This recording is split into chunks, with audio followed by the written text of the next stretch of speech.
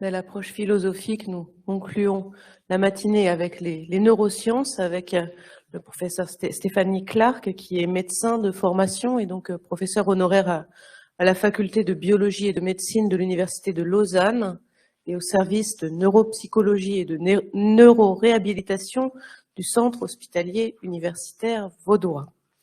Elle mène des recherches dans le domaine des neurosciences cognitives, en particulier sur la plasticité neuronale et son rôle dans la perception, l'apprentissage et aussi dans la récupération suite aux lésions cérébrales. Voilà.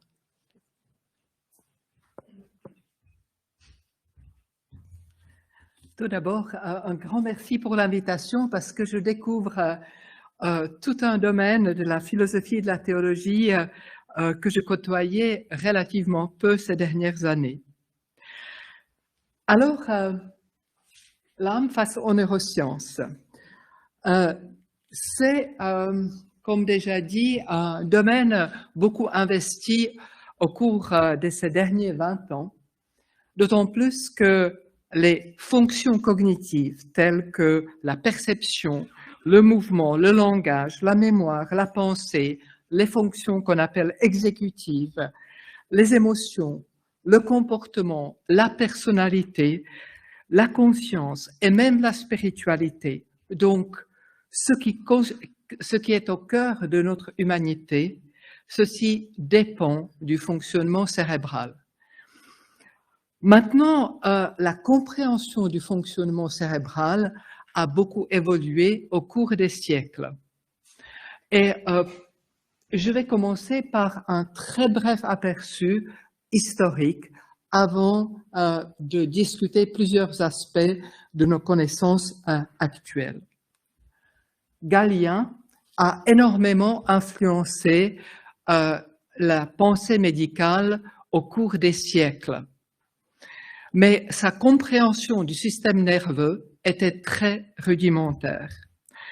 Donc, il a décrit la moelle épinière, les nerfs, mais au niveau cérébral, pour lui, c'était difficile de faire des observations précises, tout d'abord parce que les cerveaux qu'il regardait n'étaient pas fixés et difficiles pour la dissection. Il a décrit les 4 ventricules, donc les espaces où circule le liquide céphalorachidien, et il croyait que c'était ça la partie importante, pas le parenchyme, ce qu'on appelle aujourd'hui le parenchyme, donc la matière autour.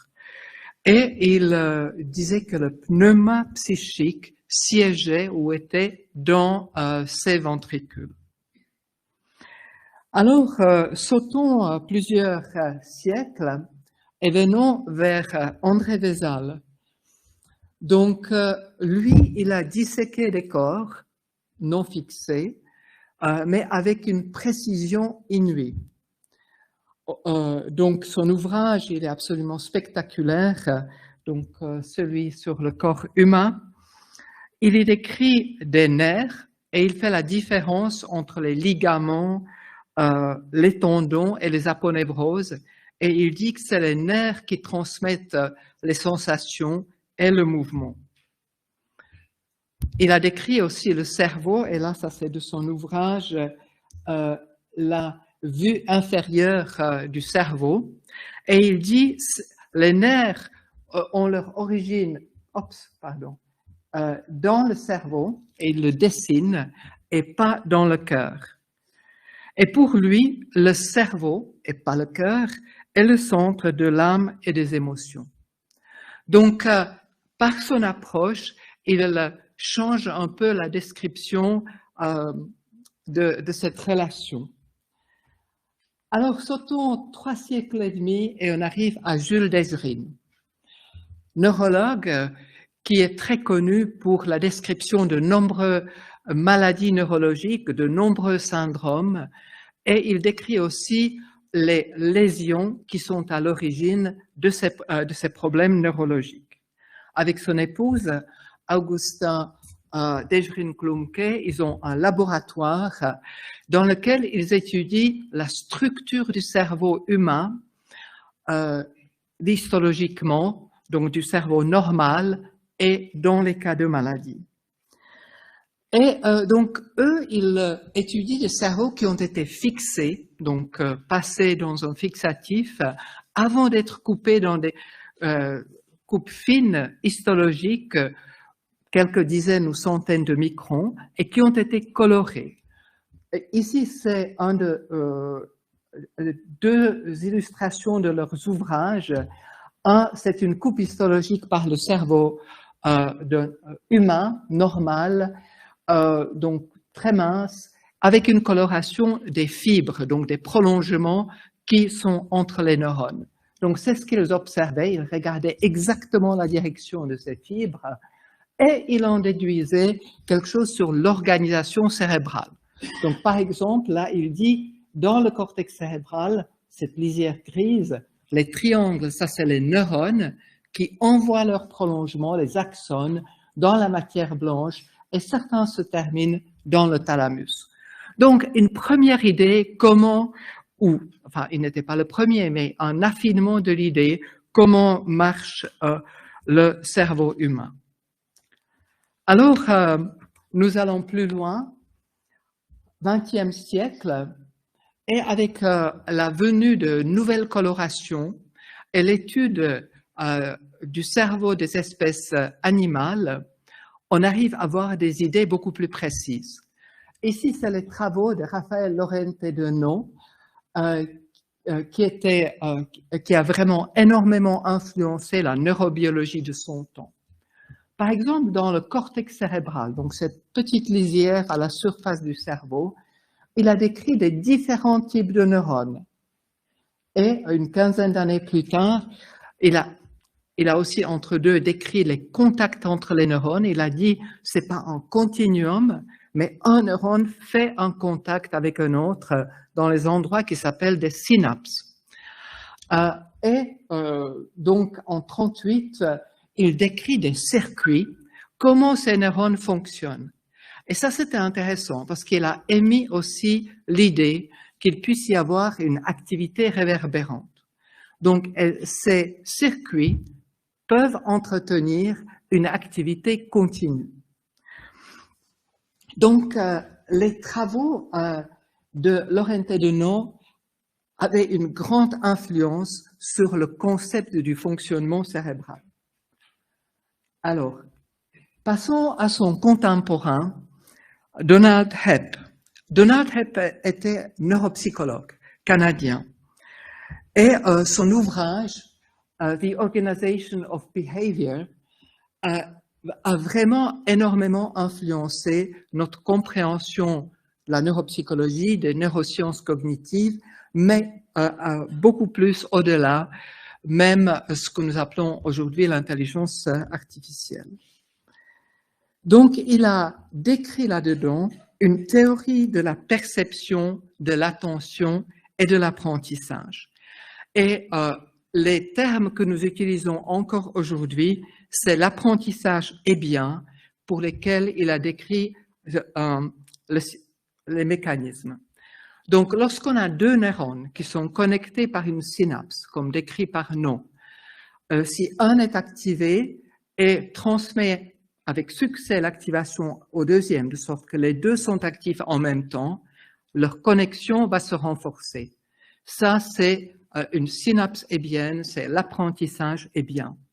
Donc, on sait aujourd'hui que ce type de phénomène est à l'origine, par exemple, de notre mémoire, de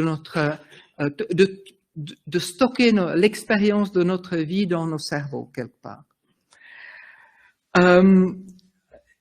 Il a aussi émis l'hypothèse que la stimulation conjointe, pas seulement de deux, mais de tout un réseau de neurones, suite à la présentation d'un stimuli, peut perdurer après que le stimulus n'est plus là. Donc, si je vois un chien, il y a tout un réseau qui est activé, et s'il est activé après une absence du chien, ça garde le concept chien inscrit dans mon cerveau. Je simplifie énormément, mais c'est à peu près cela. Et ça, c'est des idées qui sont importantes. L'héritage de Hebb, je ne vais pas entrer dans tous les détails, mais par exemple, les modèles informatiques, les premiers, le perceptron, est basé sur ces idées.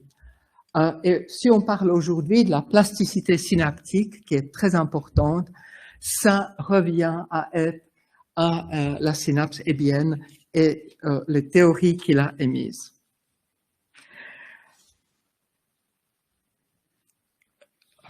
Maintenant, le dernier que j'aimerais citer, c'est John Eccles. John Eccles est connu pour ses travaux sur la synapse et il a eu le prix Nobel pour cela.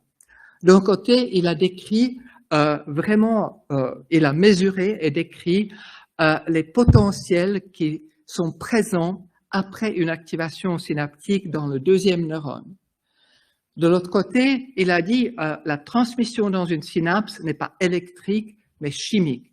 Et il a décrit le premier neurotransmetteur qui a été identifié, l'acétylcholine. Donc, mais dans la deuxième partie de sa vie, Eccles s'est intéressé à la philosophie. Et une partie de ce temps, il habitait en Suisse, au Tessin, et il venait souvent à Lausanne. Et avec mon mari, on a eu l'occasion de le rencontrer relativement souvent, lui et son épouse.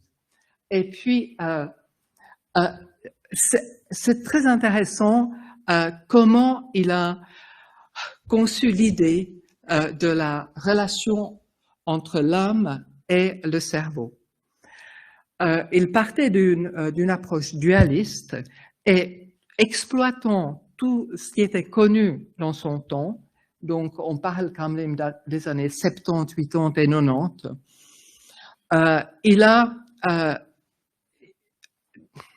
il a émis des hypothèses qu'il y a des endroits spécifiques dans le cortex cérébral humain qui peuvent faire ce contact avec une âme immatérielle. Il pensait que c'était les amas dendrites apicaux, donc de certains neurones. C'est pour ça qu'il appelle ça dendrons, pardon, excusez-moi,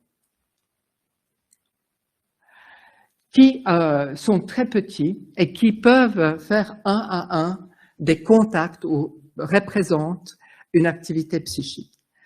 Autant que c'était une idée innovante et une idée qu'on pouvait quelque part tester, aujourd'hui, nous avons une conception très différente du fonctionnement du cerveau et sa relation avec ce que nous pouvons appeler l'âme.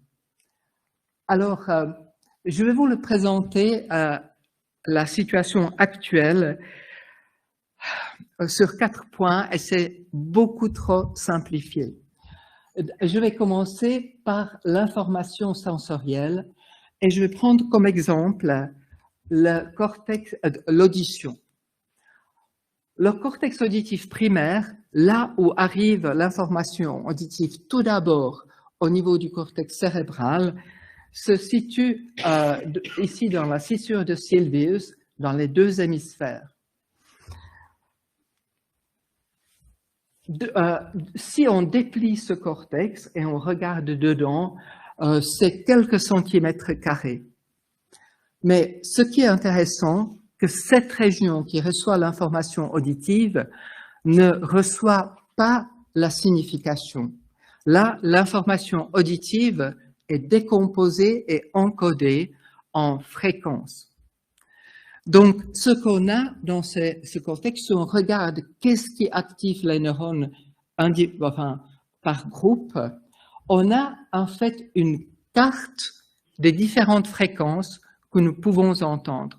Ça, c'est un de nos travaux. Nous avons utilisé une résonance magnétique à très haute résolution pour pouvoir voir cette organisation.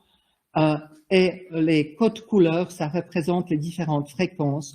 Rouge, les basses fréquences, bleu, les hautes fréquences, et on a 2 cartes tonotopiques organisées.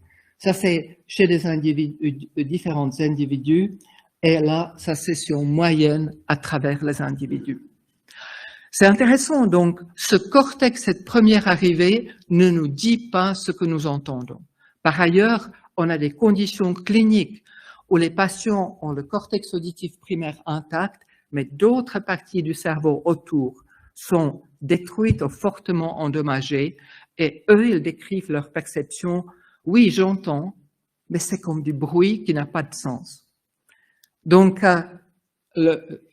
tout simplement, cette arrivée ne le permet pas. Il y a des choses beaucoup plus compliquées.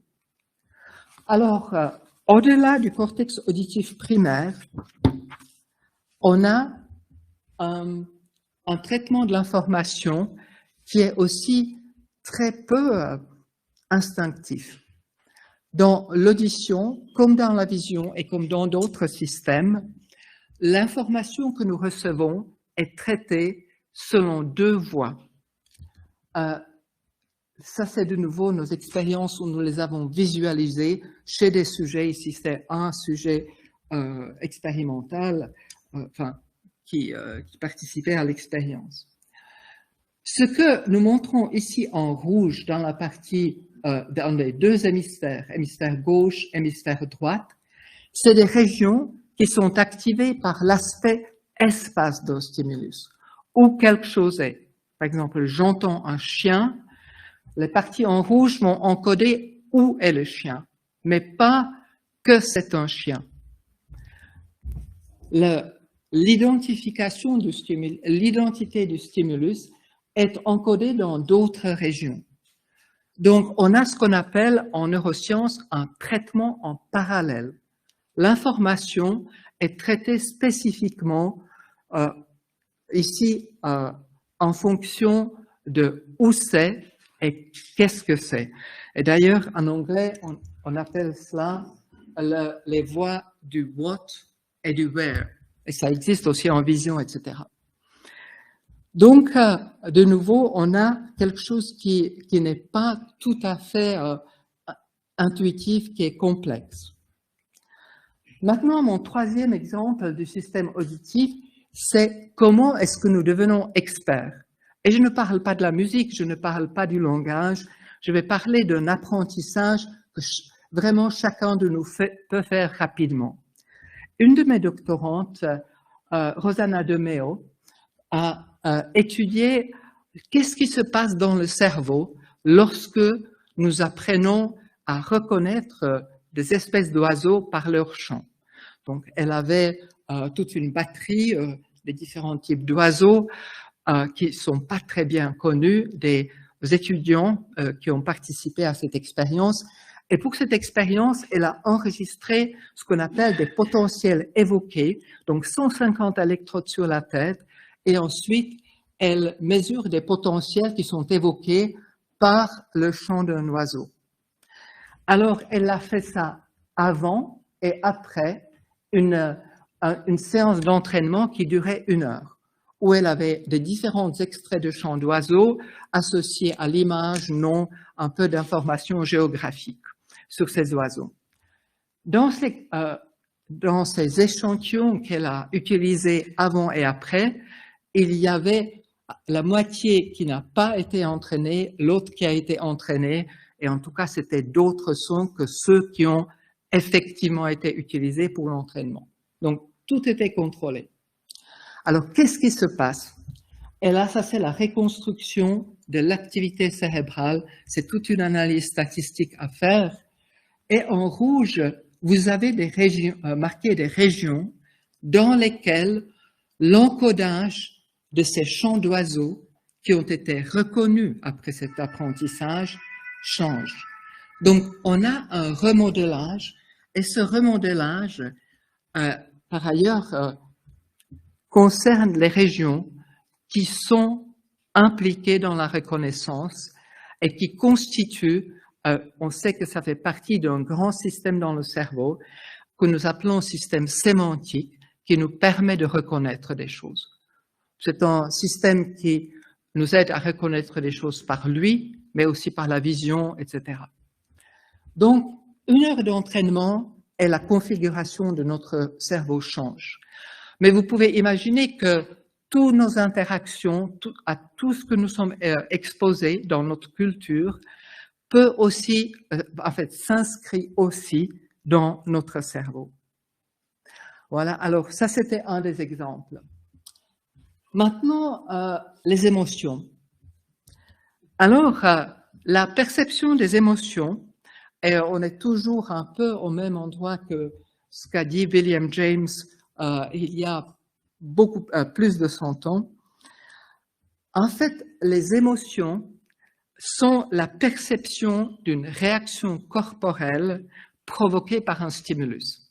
Donc, je vois ce serpent, mon cœur se met à battre, ma respiration s'accélère, mes yeux s'ouvrent, j'ai la chair de poule, et tout ça arrive automatiquement, et la sensation de ça revient dans le cerveau, et ça, c'est la perception de ces émotions, comme peur, etc. Alors, comment ça se passe dans le cerveau? Ça, c'est la vue de l'hémisphère gauche, donc le cerveau est coupé en deux, et vous regardez depuis dedans.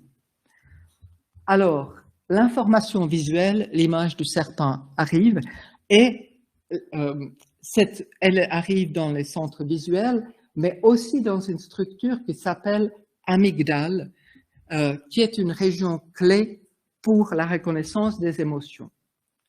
L'amygdale envoie l'information via les centres du tronc cérébral vers la périphérie, le cœur se met à battre, etc. Et cette information remonte vers le thalamus et ensuite vers le cortex cérébral. Donc c'est ça, c'est ultra simplifié, mais c'est encore aujourd'hui pour nous la boucle de la perception des émotions. Maintenant, au niveau cérébral, on a des grandes parties du cortex cérébral et de ces régions qui sont impliquées dans la perception des émotions. Ici, c'est une méta-analyse, ça veut dire, en l'occurrence, 91 études d'imagerie fonctionnelle ont été mises ensemble et réanalysées statistiquement, qui illustre assez bien les régions qui sont impliquées dans les différents types d'émotions. Donc, c'est la partie antérieure, cette région, l'amygdale, partie du tronc cérébral, ça c'est la vue 1, ça c'est la coupe par le cerveau qui montre aussi des structures à l'intérieur des hémisphères, donc des grandes parties de notre cerveau. Maintenant, une question qui a été souvent débattue, c'est est-ce que nous avons une région spécifique peur, joie, ou tristesse? En fait, oui et non. Ça, c'est aussi une méta-analyse de différentes études où les activations dans les différents types d'émotions sont montrées. Ce qui est frappant, c'est à peu près les mêmes sortes de régions, avec quelques différences. Donc, ce n'est pas la région de quelques centimètres de substrat anatomique, mais c'est les réseaux et l'activation des différents réseaux dans ces régions qui finalement font la différence. Mon troisième exemple, la théorie de l'esprit, nous en avons entendu parler. La théorie de l'esprit, c'est un concept des sciences cognitives et c'est les processus qui nous permettent de connaître notre propre état mental et celui des autres personnes. Donc, c'est aussi la représentation de ce que l'autre peut penser, ressentir, vouloir faire. Donc, c'est très important parce que ça nous permet d'attribuer des intentions, de la connaissance, du désir aux autres, mais aussi ça permet de nous positionner dans le monde. Alors, on peut étudier les différents aspects de la théorie de l'esprit par des paradigmes particuliers en imagerie fonctionnelle. Donc, il y a des petites tâches et les patterns d'activation suscités par ces tâches avec des contrôles correspondants peuvent nous donner une idée quelles régions sont impliquées. Je vous montre ici de nouveau une méta-analyse d'un grand nombre d'études où ils ont analysé selon le type de paradigme.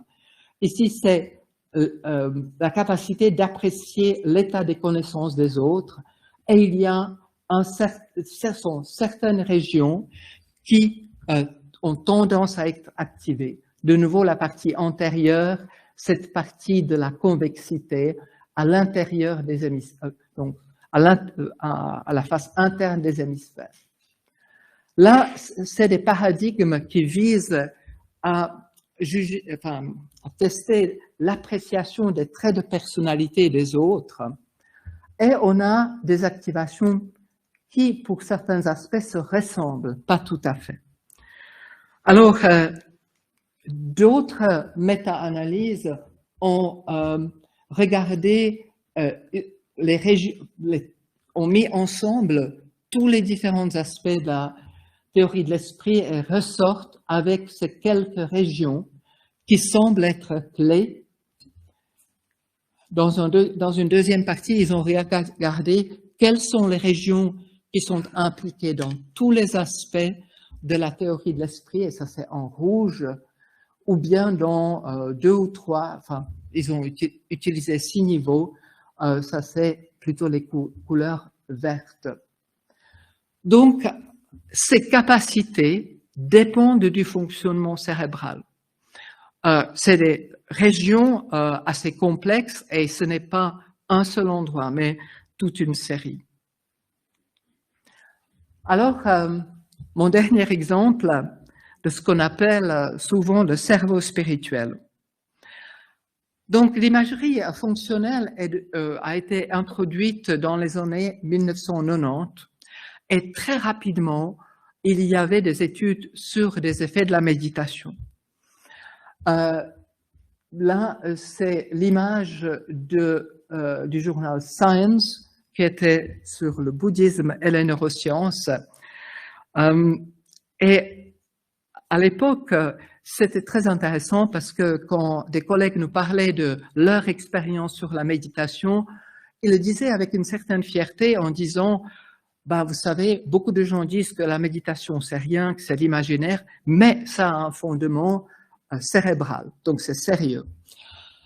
Voilà. Alors, en effet, il y a toute une série d'études qui ont été faites, et ça, c'est de nouveau une méta-analyse relativement récente. C'est les différents types de méditation, donc surtout d'inspiration orientale, et donc les couleurs indiquent les différents types, et les pastilles sont placées où est le centre enfin, des effets. Donc, c'est des études d'imagerie cérébrale. Alors, ça donne de nouveau une impression qu'il y a des régions clés, comme de nouveau la partie antérieure, cette région supérieure de la convexité, de nouveau des régions, disons, sur la face interne des hémisphères. Une petite parenthèse, méthodologiquement, ce type d'étude a un petit problème. Si on fait une analyse sur le nombre de participants et la grandeur de l'effet statistique, donc la significativité, on a un effet, ce qu'on appelle funnel. Ça veut dire que des études avec peu de participants rapportent généralement des effets très significatifs, donc des effets de la méditation significatifs, tandis que des toutes grandes études n'ont pas d'effet ou peu d'effet. C'est un critère pour dire qu'on pourrait peut-être avoir un biais de sélection dans les publications. Seulement les études positives sont publiées, les autres, on les met dans le tiroir. Donc, maintenant, la question qui est surgie, si on médite beaucoup, est-ce que ça change finalement la configuration cérébrale? On sait qu'on peut avoir cela. Il y a des exemples. Par exemple, la pratique de la musique peut changer la configuration de certaines régions cérébrales.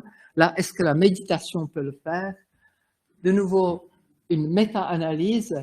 Oui, il y a certaines indications qu'on peut avoir des différences dans la structure cérébrale entre les personnes qui ont pratiqué la méditation durant des années et ceux qui ne le font pas ou depuis peu de temps.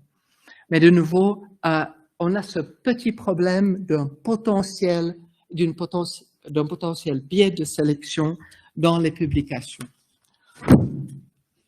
Mais toutes ces études, en fait, nous disent quelque chose sur une certaine spiritualité dans un certain contexte.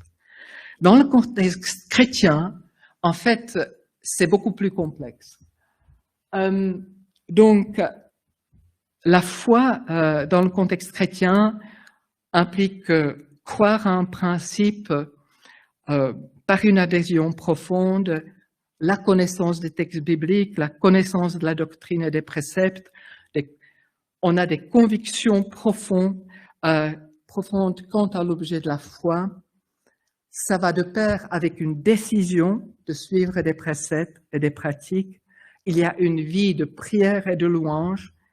Il y a une expression communautaire de la foi, une vie d'église. Il y a des sentiments comme d'être porté par la foi. Il y a des expériences spirituelles qui peuvent être hors commun. Et une chose aussi, ce qui nourrit notre foi, c'est aussi le souvenir de ces expériences et de tout ce que nous avons vécu seuls ou dans un contexte communautaire. Donc, le cerveau spirituel ne se résume pas à ce cerveau qui est révélé par les méditations. Il y a des études qui ont abordé ce sujet, et une qui est particulièrement intéressante, c'est Kapagiannis et collègues qui ont analysé les différents aspects de la spiritualité. C'était dans le contexte judéo-chrétien. Alors, ce qui est intéressant, c'est dans leur imagerie fonctionnelle, ils ont observé que lorsqu'on a affaire avec la transcendance, donc j'imagine où je me concentre sur la personne de Dieu, finalement, les régions qui sont activées sont un peu les mêmes qui sont activées par la théorie de l'esprit. Si je me concentre sur la doctrine, c'est ce système sémantique. Les régions activées sont à peu près les mêmes que celles du système sémantique. Les expériences et le vécu, c'est les mêmes régions que la mémoire.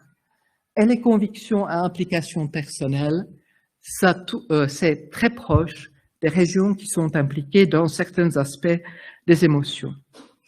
Alors, cet article a été repris dans une revue dans le journal Science, et ils ont pris une illustration du papier de Kapagiannis, leur région, lorsque les personnes réfléchissent sur la nature de Dieu, et une méta-analyse des études sur la théorie de l'esprit, et ils ont superposé, ils ont illustré la proximité des régions impliquées.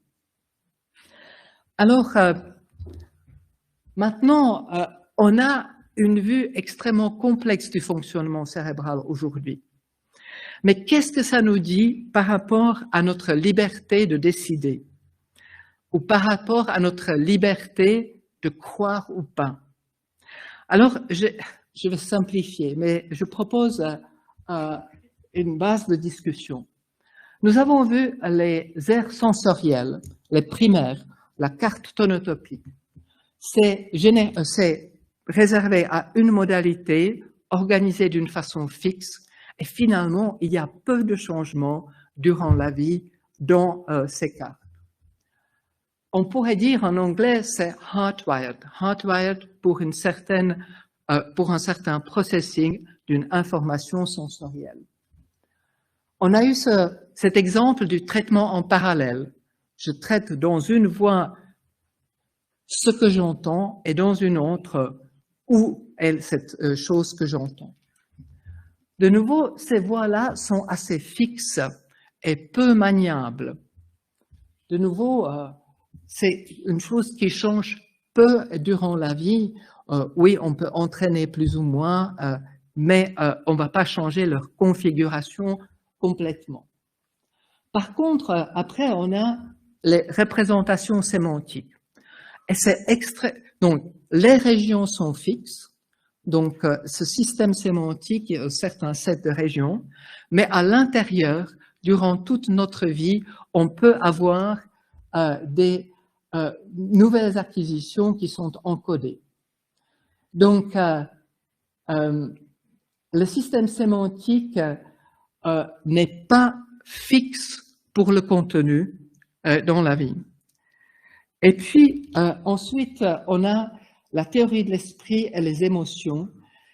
Les régions sont plus ou moins déterminées, mais je n'ai pas eu le temps de le démontrer, adaptables. Donc, les réseaux peuvent être adaptés, le contenu est assez malléable. Donc, organisation complexe et malléable. Et si on prend les aspects comme notre liberté de décider, les différents aspects de la foi, c'est les régions qui sont investies avec cela, qui le soutiennent dans notre cerveau, sont des régions très complexes et malléables. Donc, nous avons une situation qui n'est pas fixe, facile à prévoir. Donc, quoi faire dans le contexte chrétien? Comment le concilier avec notre concept de l'âme, de l'identité humaine? Alors, je crois que le cerveau spirituel, tout ce qui nous permet de vivre notre foi, on pourrait dire que c'est à quoi fait l'allusion l'Ecclésiaste quand il dit « Il a mis la pensée de l'éternité dans leur cœur ». Nous avons quelque chose en nous qui nous permet de comprendre ou saisir qui est Dieu. Et là, je ne parle pas de la révélation spécifique, je parle d'une révélation générale. Ou bien, comme Paul l'a dit aux Athéniens, donc qu'il y a quelque chose aussi en nous qui, ou dans nous comme personnes qui le permettent. Maintenant, en ce qui concerne les aspects plus spécifiques du contenu de notre foi, donc la révélation en Jésus-Christ, je pense que ça joue beaucoup plus sur notre capacité